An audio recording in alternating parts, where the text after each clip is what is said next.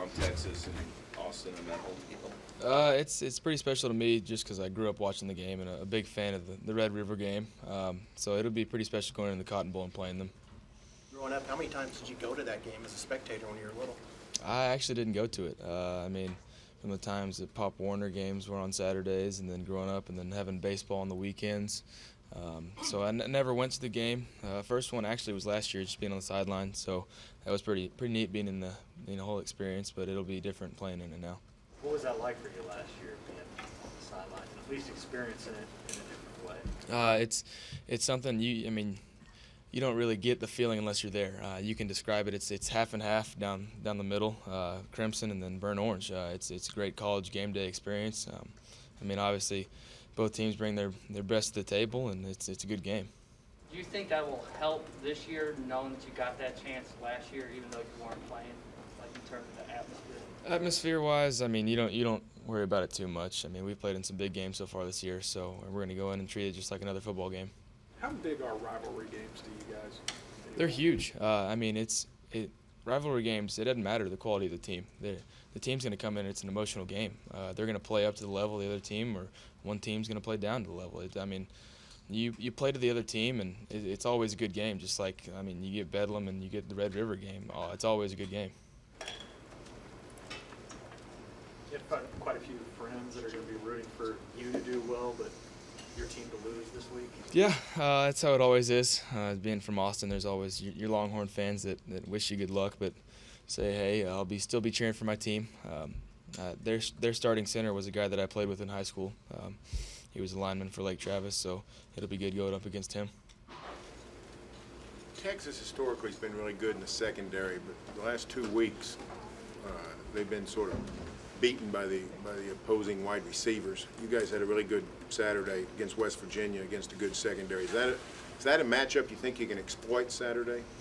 When you look at the film, you always want to exploit matchups. And with West Virginia, we looked at it. They were going to give us one-on-one coverage, and we took advantage of it. So, we'll look at the film and see what they're going to try and give us and try and plan for what they're going to game plan against us. But, we'll have to base it on what they've come out and play on Saturday. Does that game you played against Texas when you were at Tech seems like so long ago now? Yeah, it does. It was 2 years ago on Thanksgiving Day in Austin. So it's a different Texas team, but I'm on a different team too. So it'll be a different experience. You still feel like defenses are trying to stop last year's Oklahoma offense, or have they adjusted yet to what you guys are doing? Teams try to adjust. West Virginia is a team that, they're going to load up the box anyways and trust the secondary to make plays. So it's not something like they game planned to try to stop the run game. But, I'd say teams, they're going to try and stop the run game just because they have to be aware of it. We have the best running backs in the country. So, they have to load up the box if they want to stop it. And if they want to drop out and play coverage, that's when we'll run the ball. And we haven't gotten that situation yet, but, it'll come during the season. As a quarterback, how much do you like seeing that? They're giving you one-on-one shots. It's you love it. Us as the receivers and the quarterbacks, we have to take that as disrespect. That they think they can line up and play us one-on-one in coverage. They shouldn't be able to do that, and we have to take advantage of it. And we lick our chops when we see that. How weird is it for you to look at Texas record that says 1-4 next to it as you guys get ready to play? It's definitely different. That's not the University of Texas I grew up watching, and it's not the one that all those players and coaches have been used to. So, I know they're frustrated, but we can't look at it like they're a bad team. They're going to come in, like I said, and give us their best shot. It's a rivalry game. It doesn't matter the quality or how they've been playing. They're going to come in against Oklahoma, and they're going to come out ready to fire.